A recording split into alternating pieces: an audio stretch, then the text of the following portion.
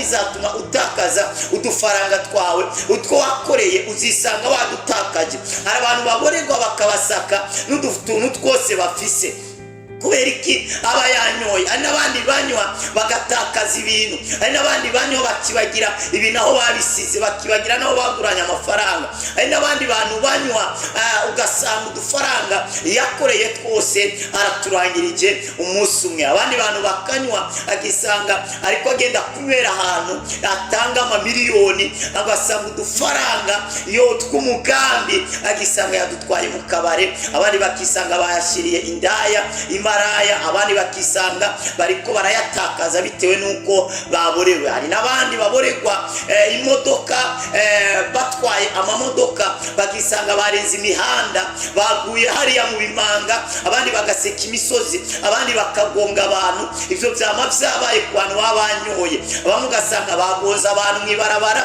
abandi ugasanga barenze imihanda, imodoka ya mupromokanye hariya mu kimanga, abandi ugasanga bagize ibibazo bitandukanye bitewe nuko banyoye. Hari n'abandi barimo bakaboregwa bakamena n'amateleviziyo, abandi bakarakarira amatelefone yabo, abandi bakarakarira abagabo babo, abandi bakarakarira abagore babo. Nzi abantu bahora bamena n'ibiyo by'amazu yabo, abandi bakamena n'imiryango yo ku mazu yabo kubera ko batinze kubugururira, yatashe yinywereye agaca ashaka kumena inzu.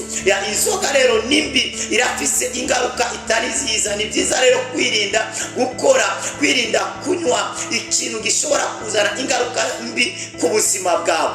Ingaruka rero ya 12, inzoga ikomora n'inzoka. Iyo ni ingaruka ya 12. Imigani 23, reka dusome Imigani 23, dusome duye ku murongo waho wa 30. Havuga ngo nabatavirira vino nabaja kurondera izituriranije, ntukitegereze vino itukuye iyica ibibatsi mu kirahuri igashoka neza.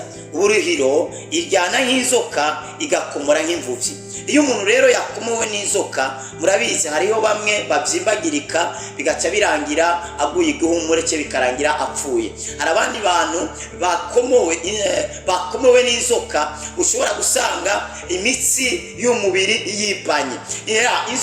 Inzoga rero irakomora kurya kw'inzoka. Inzoga irashobora gukomora ubuzima bw'umuntu, igatuma ubuzima bwe bupfa burangira. Inzoga izatuma utakaza n'ubuzima bwawe. Si gutakaza amafaranga nk'uko twabibonye mu gice cya 11. Urashobora no gutakaza ubuzima bwawe biciye mu bijyanye n'inzoga. Ni byiza rero kwirinda kunywa inzoga kufise ingaruka mbi ku buzima bwawe. Ingaruka ya 12, inzoga ikomora nk'inzoka.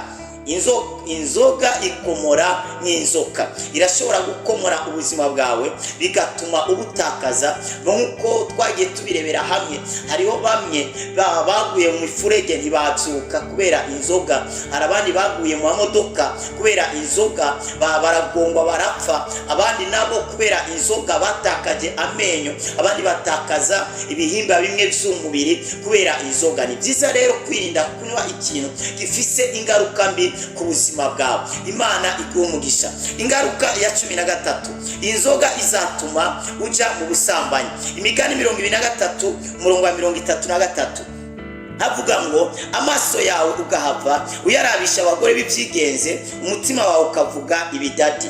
Ni ukuvuga ngo iyo umuntu yanyoye amaso ye ntaba gishobora gutandukanya icyiza n'ikibi. Ni ukuvuga ngo ya nzoga iraza igakontorora umubiri wiwe, ahubwo ntakore ibyo ashaka, ahubwo akasanga ariko arakora ibyo inzoga iyo ishaka. Iyo rero umuntu yanyoye nta kintu aba gitinya. Hari abantu iyo banyoye bagara mwibarabara, yumva yahindutse burende ku buryo ariko aragenda mwibarabara yumva inzu zose akazibona umengo n'utunyumba n'utuntu dutoya yokandagira. Hari umuntu yanyoye abantu usanga yabyimbye akihanga n'abantu adashoboye, bakamukubita bakamusekagura, agasanga mu gatondo agisanga afise ibikomere kubera inzoga irarindisha.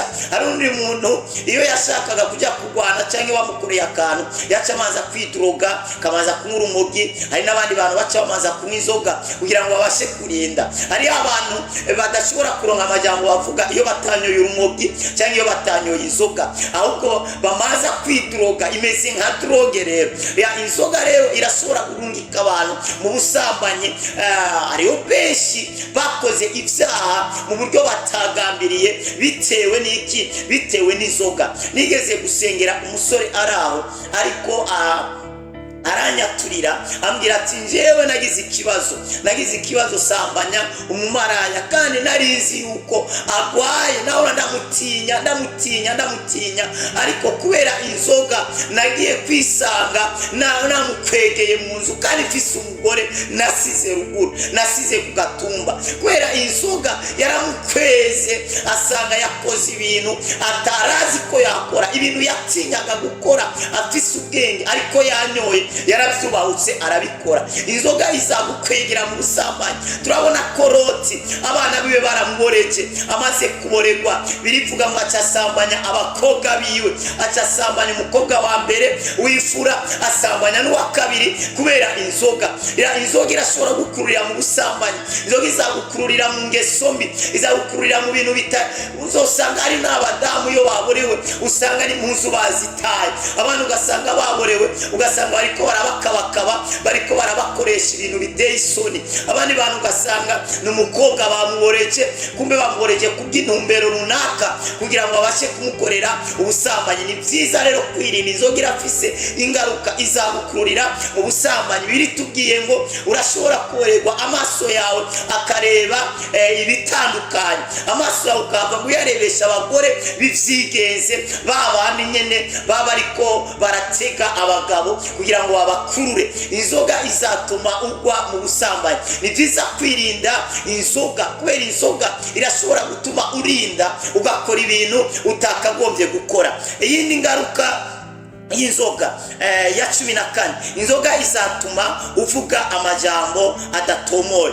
Inzoga izatuma uvuga amajambo adatomoye. Ahanyene batubwiye ngo amaso yawe ugahava uyarabisha abagore bivyigenze, umutima wawe ukavuga ibidadi, umutima ukavuga amajambo y'ibidadi, amajambo akomeye ariko amajambo adasobanutse, amajambo atumvikana. Inzoga irashobora kuzatuma uvuga amajambo atari meza. Hari abantu barababurirwa bagatukana abakwe babo, bagatukana abana babo, bakavuma abana babo nkuko Nowa yari yaborewe avuma abana biwe. Inzoga irashobora kuzatuma uvuga amajambo atariyo, irashobora kuzatuma ubahuka abantu utagombye kubahuka, bikarangira utakaje ubuzima bwawe cyangwa akazi cyangwa ibintu by'agaciro. Hari umuntu yaborewe akubita boss wiwe mu kazi, amaze gukubita boss arabiraba aravuga ati uyu muntu aboregwa akanyubahuka, njyewe uyu muntu sishobora kwemera agasubira mu kazi, atakaza akazi kubera iki?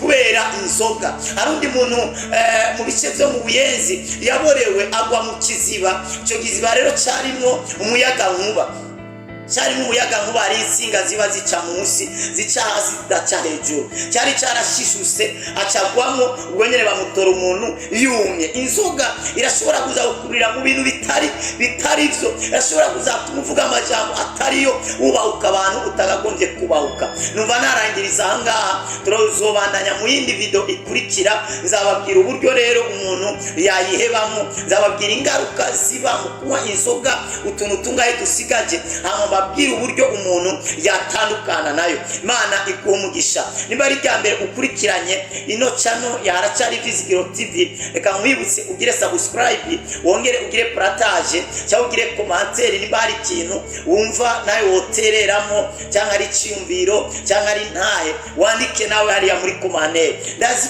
inzoga ifise ingaruka itari nziza. Niba nawe warayinyoye urabizi, niba nawe utarayinywa uzabimenya, ariko ni byiza kuhagarika utaragirane itarakuzanira ingaruka mbi. Data mu izina rya Yesu ndasenga umwene data, reka inyota yose yariri mu buzima bwe imusunikira gukora ibintu bitaguhesha icubahiro imuvemwo mu izina rya Yesu. Yakira imbaraga zawe, yakira impinduka, kuboko kwawe kwiza kubasunikire mu masezerano, ivyari bimeze y'imisozi imbere yawe bihinduke ibiyaya mu izina rya Kristo Yesu. Amen. Mwarahezagiwe cyane. wifuza gusengerwa haba ku mutwaro wari wo wose, ari ikibazo ufise kumbure ushaka gutubaza, WhatsApp yacu ni iyi +257 65 986 540. Mwarahizegiwe cyane.